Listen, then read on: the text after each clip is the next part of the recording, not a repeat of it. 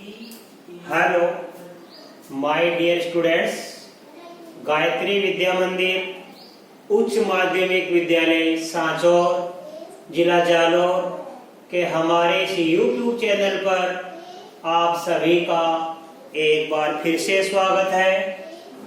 प्रिय विद्यार्थियों, आज हम कक्षा 8 की विषय गणित अध्याय 11 क्षेत्र मिति, इसका बेसिक नॉलेज सामान्य ज्ञान हम सीखेंगे। इसमें कुछ सूत्र और कुछ इकाइयां, इनके बारे में आज हम अध्ययन करेंगे। देखो बच्चों, पिछली कक्षाओं में आपने त्रिभुज, चतुर्भुज, आयत, वर्ग और इत्यादि के बारे में अध्ययन किया था। आज हम चतुर्भुजों में समलंब चतुर्भुज और समचतुर्भुज का क्षेत्रफल ज्ञात करना सीखेंगे। इसके अलावा ये घनाभ और घन, इनका संपूर्ण पृष्ठीय क्षेत्रफल आयतन ज्ञात करना सीखेंगे। बेलन का वक्र पृष्ठीय क्षेत्रफल, कुल पृष्ठीय क्षेत्रफल और आयतन ज्ञात करना सीखेंगे। कुछ इकाइयां भी सीखेंगे। तो देखो, प्रश्नावली की शुरुआत, इस अध्याय की शुरुआत करने से पूर्व आप पहले ये देखना कि आयतन क्या होता है। आप मार्केट में जाते हो, कोई बहने वाला द्रव जैसे आप तेल है आदि खरीद के लाते हो, आपका दूध है, दूध लेके आते हो, वो लीटर में आता है। वो लीटर क्या होता है? आयतन में होता है। वो लीटर क्या कहलाता है? आयतन। कहने का मतलब कोई भी ठोस, वो किसी भी आकृति का हो सकता है, उस ठोस द्वारा घिरी हुई जगह की मात्रा आयतन कहलाती है। आयतन किसे कहते हैं? कोई भी घन है या घनहाभ है या बेलन है, उसके द्वारा घिरी हुई जगह की जो मात्रा होती है वो आयतन कहलाती है।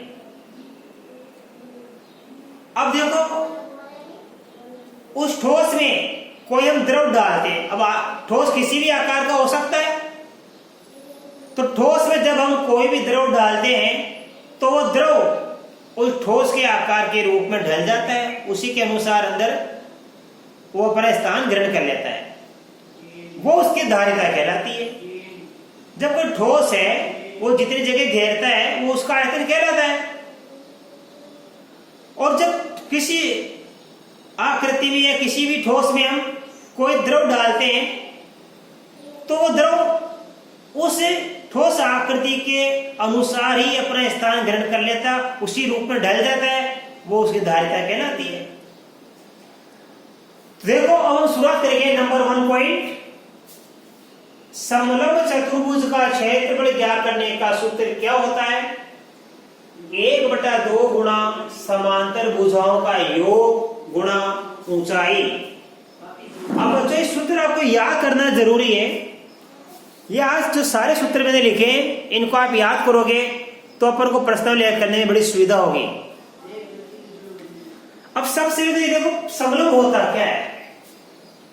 समलंब एक प्रकार का चतुर्भुज है। ये चतुर्भुज का एक प्रकार है। समलंब में क्या होता है कि भुजाओं का कोई भी एक जोड़ा समांतर होता है।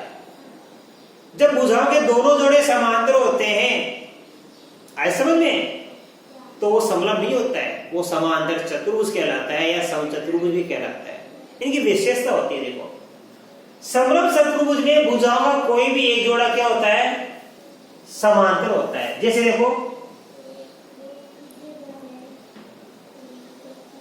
समलंब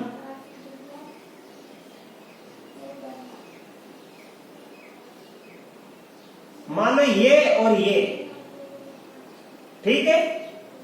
यहां पे मैंने दे दिया नाम A B C D। ये ABCD हमारे समलंब है। इसमें ये AB भुजा किसके समांतर है? CD के, राइट। ये AB भुजा किसके समांतर है? CD के।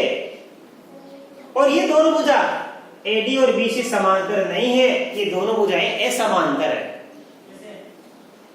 तो समलंब चतुर्भुज का क्षेत्र कैसे क्या करेंगे? 1/2 गुणा समांतर भुजाओं का योग, यानी समांतर भुजाओं के योग का आधा कर लेंगे। आए समझ में?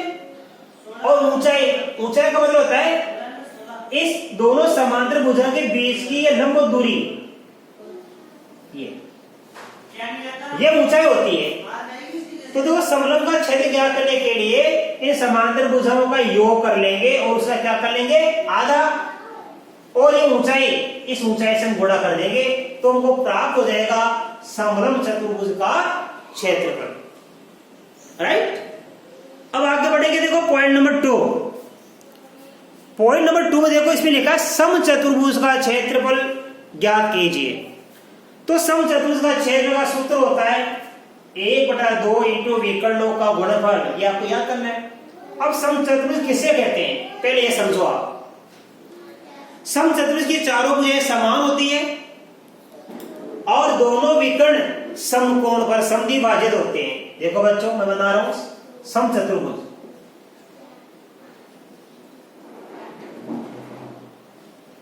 समचतुर्भुज क्या होता है, इस प्रकार का होता है।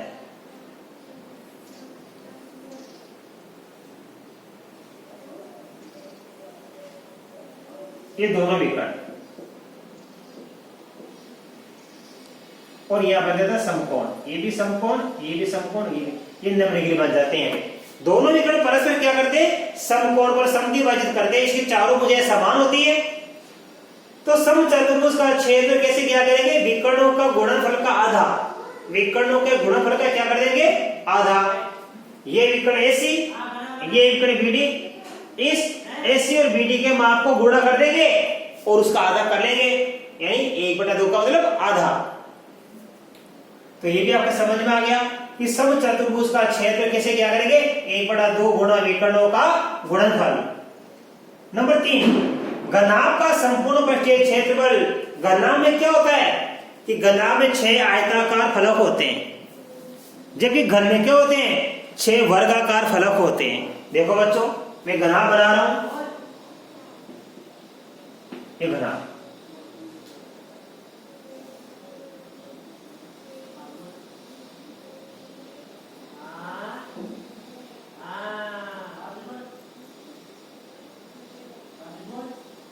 ये देखो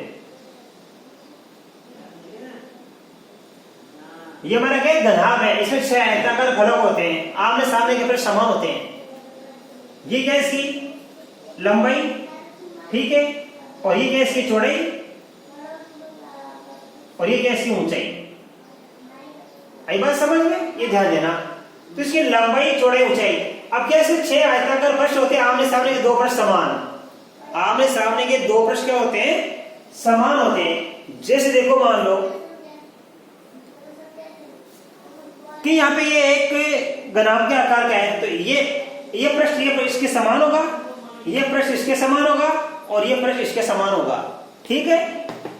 तो कैसे क्या करेंगे, घनाभ का संपूर्ण पृष्ठीय क्षेत्रफल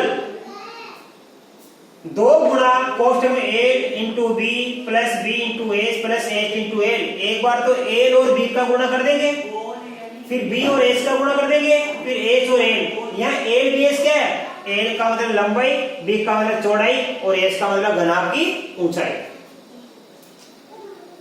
अब देखो घनाभ का आयतन कैसे क्या करेंगे, घनाभ का आयतन क्या करेंगे, L गुणा B गुणा H से, यानी लंबाई, चौड़ाई, ऊंचाई तीनों को गुणा कर देंगे तो हमें प्राप्त हो जाएगा घनाभ का आयतन। इसी प्रकार होता है घन का संपूर्ण पृष्ठीय क्षेत्रफल। अब घन क्या होता है, इसमें 6 आयताकार फलक होते हैं और घन में क्या होता है, 6 वर्गाकार फलक होते हैं।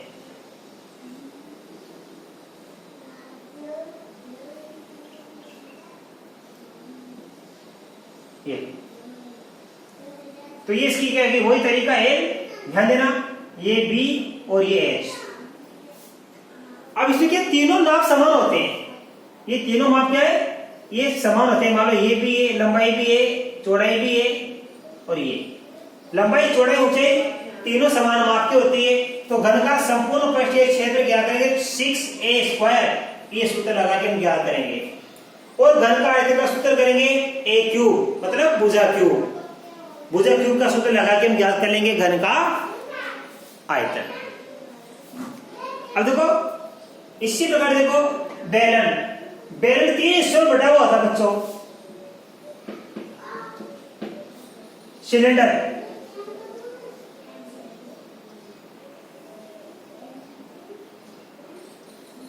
देखिए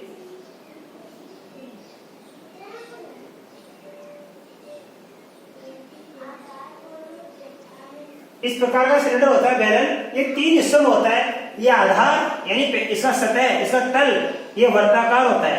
ऊपरी सतह भी कैसे होती है? वर्ताकार। अब देखो ये पे बेलन 2 प्रकार होता है, ठोस और खोखला।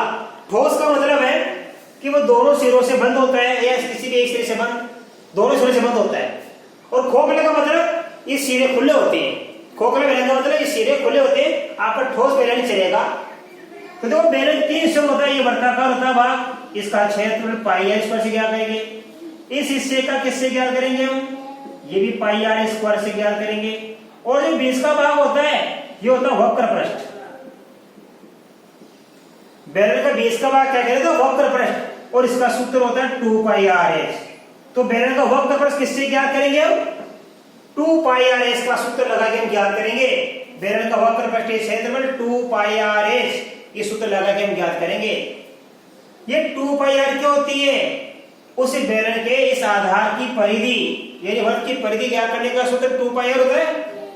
तो 2 पाई आर को बोलेंगे परिधि, एस का ऊंचाई। तो परिधि को ऊंचाई से गुणा करेंगे तो बन जाएगा 2 पाई आर एस, यानी बेलन का वक्र पृष्ठीय क्षेत्रफल। बेलन का कुल पृष्ठीय क्षेत्रफल 2 पाई आर प्लस एस। कैसे आएगा? देखो इन तीनों को जोड़ेंगे।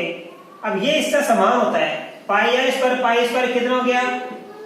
2 पाई आर स्क्वायर। इन दोनों को जोड़ दिया, 1 2 3 100 बढ़ गया। तो कुल का मतलब तीनों को जोड़ दो आप। ये pi R square 2 pi R square, और ये 20 का ऐसा वक्र पृष्ठ होता है 2 पाई आर एच। तो ये हो गया कुल पृष्ठीय क्षेत्रफल।